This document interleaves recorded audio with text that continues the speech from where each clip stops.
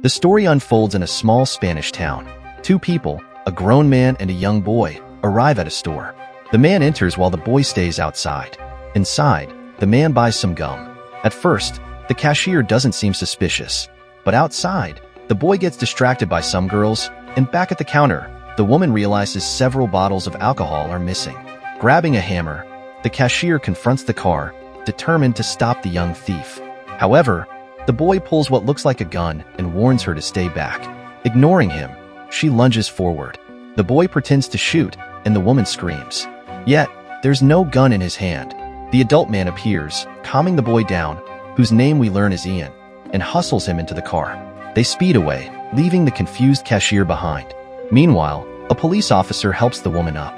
Though she complains of being shot, the officer finds no wound. Still, he sets off in pursuit of the car. In the getaway vehicle, the man, likely Ian's father, scolds Ian for his recklessness and asks him to help hide the car. Suddenly, the pursuing officer spots a different car ahead. The father reminds Ian of their rules, to blend in and never joke around with their family. But Ian doesn't understand. He thinks he can do more, like robbing banks with fake checks. His father argues that doing so would only lead to capture and a horrible fate for Ian. Their argument is interrupted by a police siren. The officer demands the car to stop. Just then, a hailstorm appears out of nowhere, causing the police car to skid, spin, and ultimately flip over at a gas station. But strangely, the gas station attendant reacts as if nothing happened, and security footage shows the car completely unharmed. Meanwhile, somewhere else, an unknown woman reviews the surveillance footage from the robbery and congratulates her team on finding the boy Ian. We then find Ian and his father back home, which appears to be an old ship. While Ian dreams of a beautiful woman with a child, his father wakes him up for his birthday. But Ian isn't interested in memories.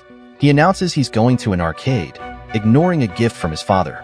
Meanwhile, the police officer from before is recounting his bizarre story to a waitress. She laughs at his fantasies, ignoring the man in dark glasses, as a group of armed people sneaks into their home. Adriana enters the cabin and thanks Vicente for making such a splash, saying that otherwise, the agency wouldn't have found them.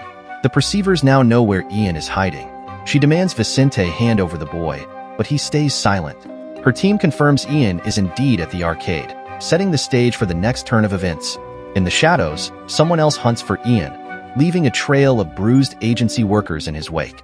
Deep within the building, an agent spots him and opens fire, oblivious to the chaos he creates. But Ian senses danger. He sees someone behind the shooter and warps reality before their eyes.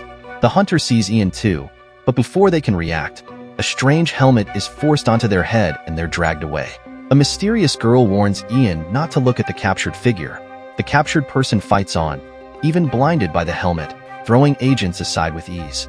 Meanwhile, Ian is whisked away in a van driven by a woman named Adriana. She reveals there are others like him, and the only way to survive is to join her. Back at the fight, the hunter overpowers everyone and removes the helmet, but Ian is long gone. Assuming Ian's silence means acceptance, Adriana fits him with a similar helmet. Beside him, his father Vicente lies unconscious. As their van speeds away, the enraged hunter triggers a fiery explosion in the road ahead. But Adriana, cold and calculating, orders the driver to keep going. They vanish through the smoke, leaving the hunter behind. At their secret base, Adriana explains the world's troubles. People with mind control powers, called awareness, manipulate powerful figures, making everyone's lives miserable.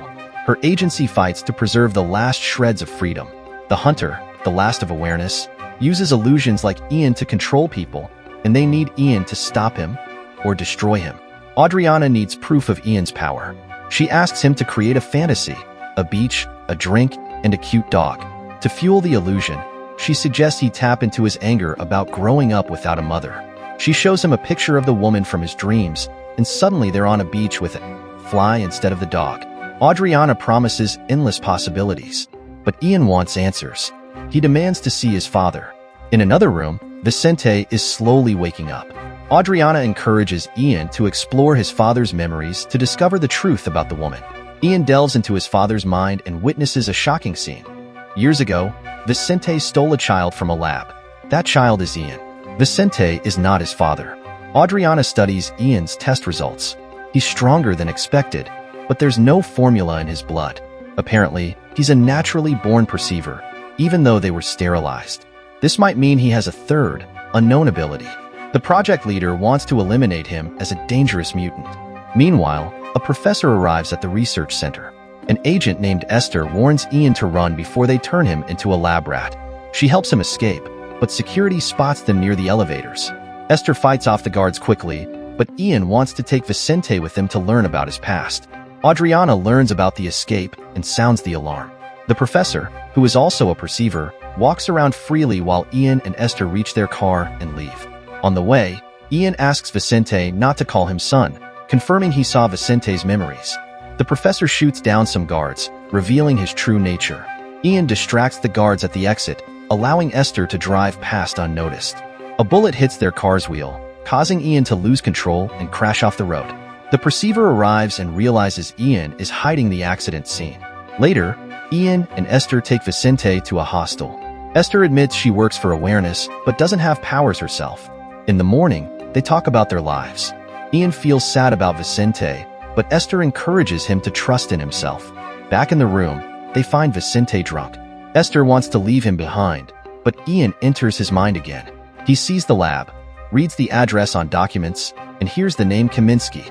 At the bank, Ian uses a fake check to withdraw 5,000 euros. The cashier realizes it's fake after he leaves, but all she finds is a note saying sorry. Security chases them, but they escape. Back at the hostel, Esther celebrates their good luck, but Ian doubts it. As Esther showers, a motorcycle arrives, and Ian creates a mirage. The perceiver sees through it in the mirror and finds Ian. They fight, with the perceiver barely calming a furious Ian.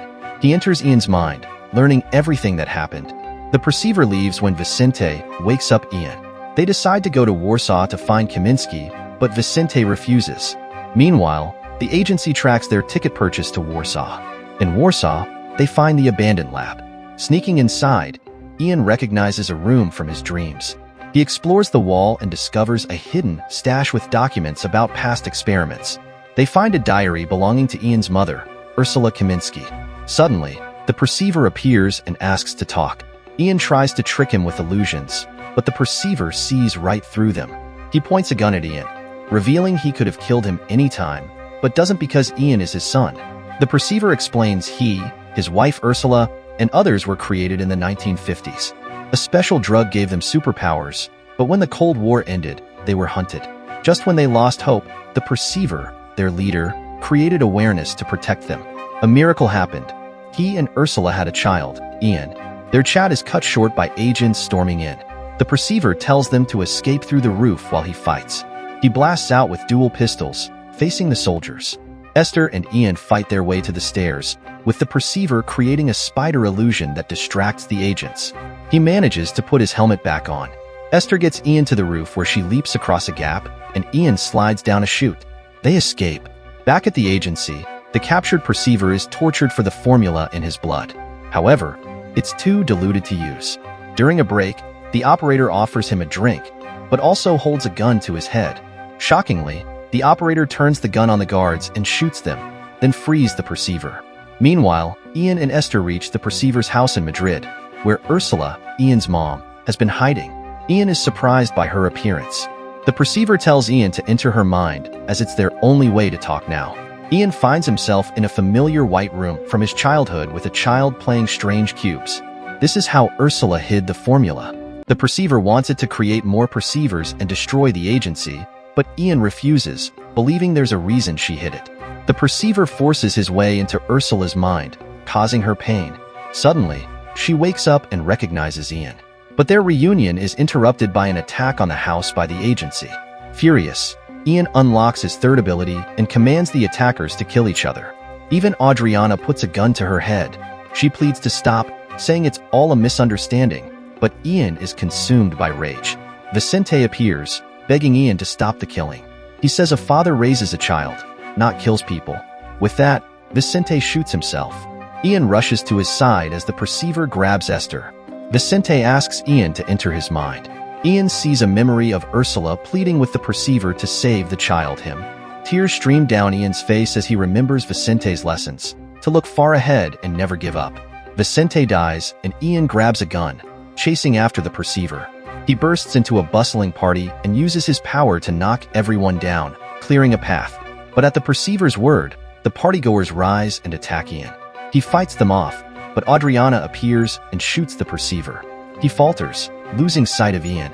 However, Esther is still hostage. The perceiver demands the formula in exchange for her life. But then, Adriana reveals a shocking truth. Esther is a projection, not real. You can shoot her safely. Esther screams in protest, but Ian can't remember when the agency might have implanted the vision. He believes Adriana and shoots the perceiver dead. Yet, Esther remains by his side. Later, they meet Adriana at the cemetery. She demands the formula again, but Ian chooses neutrality.